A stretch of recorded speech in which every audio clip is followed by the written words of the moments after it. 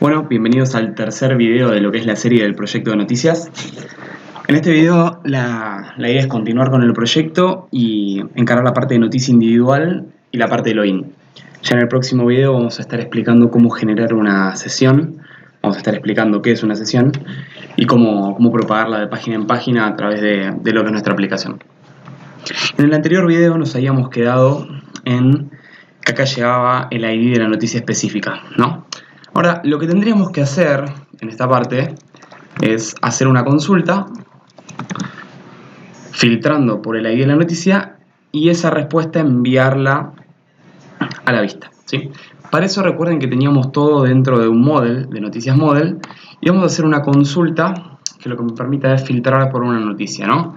Async, vamos a hacer una función que sea getNoticiaById. Y esta función va a recibir un parámetro que es el ID de la noticia, ¿no? Recuerden el bloque try-catch dentro de lo que son las funciones asincrónicas. Vamos a hacer una query, vamos a respetar la misma estructura de la función de nuestro model.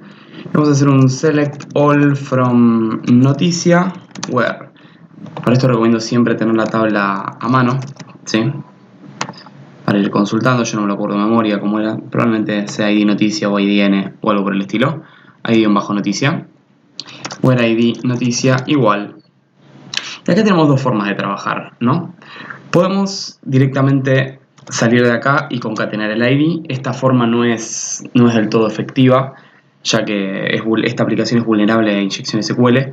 En general, lo que se suele usar es la notación de esta forma, ¿no?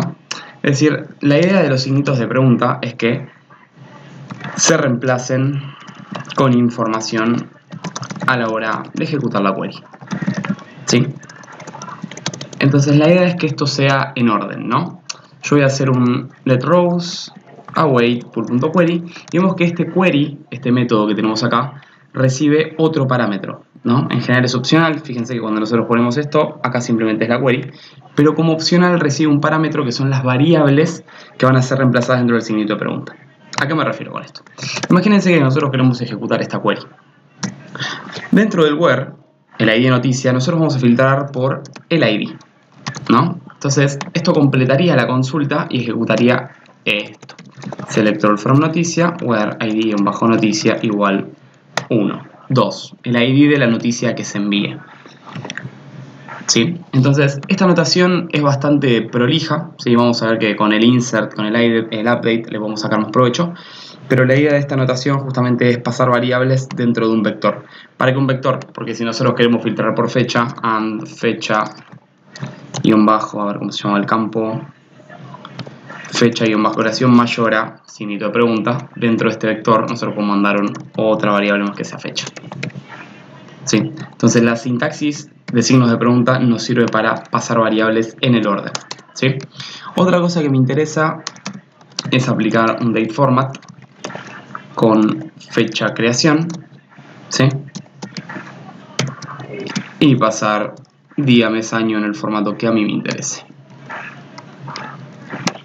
Bien, recuerden que el error en el anterior video era justamente que esto no va entre comillas, ¿sí?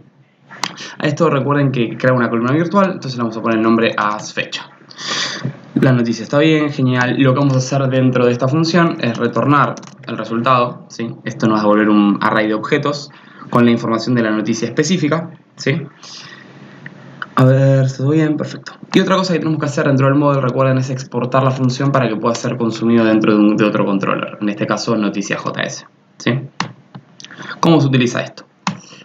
Lo que vamos a hacer es, vamos a crear un noticia, ¿sí? Y vamos a llamar a noticiasModel.getNoticiaById. Fíjense que esto recibe un parámetro que es el ID de la noticia. Nosotros lo tenemos dentro de rect.params.ai. Si no se acuerdan de esto, por favor revisen los otros videos donde he explicado cómo pasa información por rutas Node.js. Y recuerden que esto retorna una promise, así que lo resolvemos en el parasync await, ¿sí? Ahora, lo que vamos a hacer es un res.end, en este caso no, ¿sí? Lo que vamos a hacer es renderizar una vista noticia. Fíjense que no la tenemos creada. Ahí tenemos noticias que muestra todo. Y mandar como objeto un array-noticia Esto recuerden que la consulta en SQL nos devuelve este formato, ¿no? Un array de objetos. Por lo tanto, lo vamos a tener que recorrer dentro de un each dentro de la vista. Array noticia. ¿Qué vamos a mandar? ¿Qué contiene la información? Noticia. Algo que no les comenté en los anteriores videos, pero fíjense que como esto también son funciones asincrónicas, ¿sí? También las podemos envolver dentro de un bloque try catch.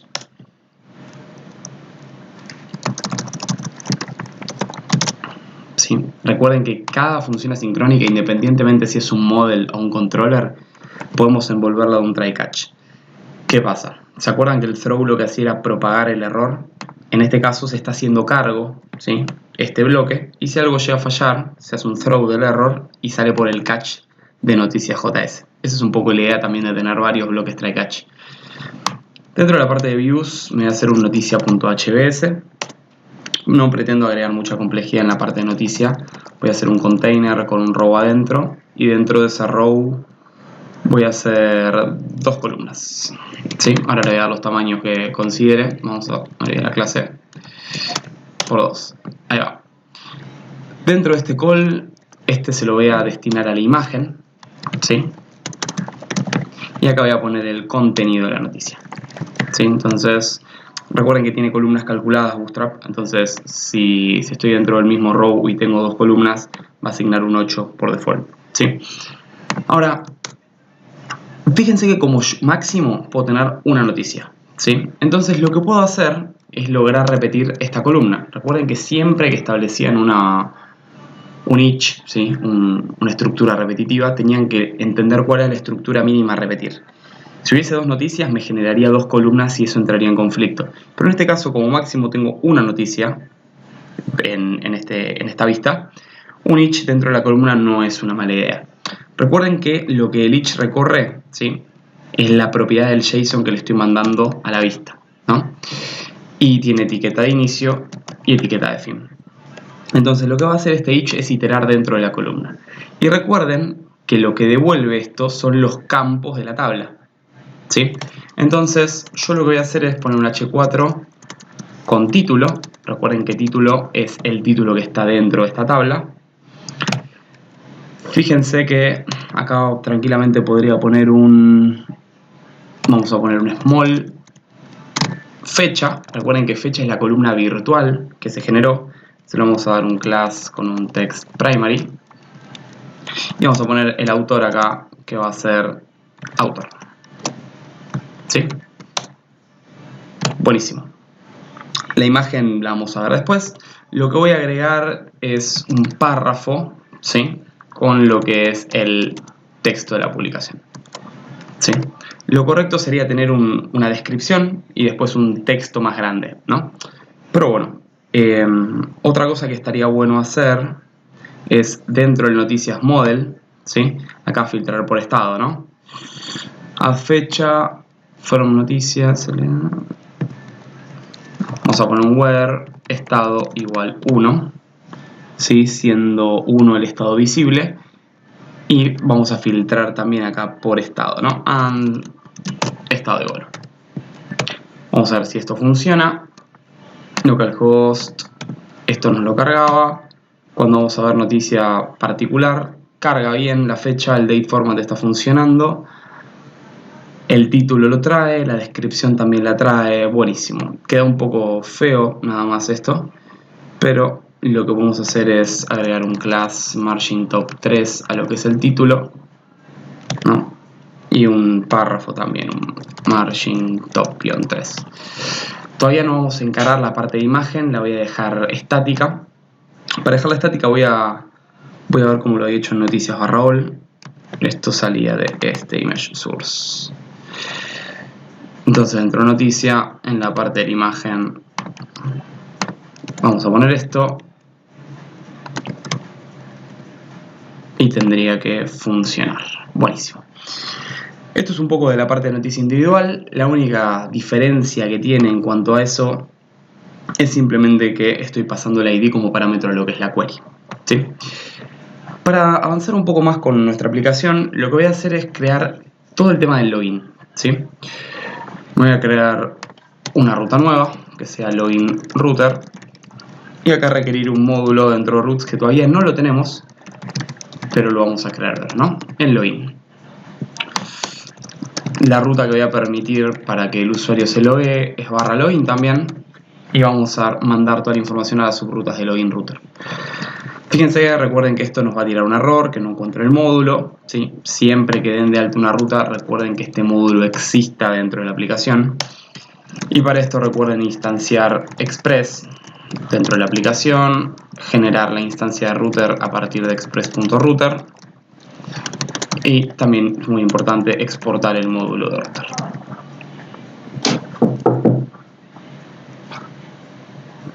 Para esto lo que tienen que hacer es hacer un get a barra, ¿sí?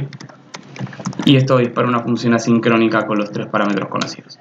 Ahora, esta función lo que va a hacer es simplemente renderizar una lista, ¿sí? res.render login. No tiene ninguna funcionalidad asociada. Acá podríamos pasar un message, que después vamos a ver para qué lo podemos usar, pero inicialmente lo vamos a mandar en null, ¿sí? ¿Qué tiene que tener login? Bueno, acá vamos a empezar con el formulario de contacto. El que no recuerde el tema de los formularios, por favor, vaya al anterior video, ¿sí? Recuerden que como la información dentro de las rutas pasa por rec.params, también tenemos el objeto body dentro del objeto rec, ¿sí? Que eso es lo que nos va a generar la información que envíe el formulario a una ruta específica.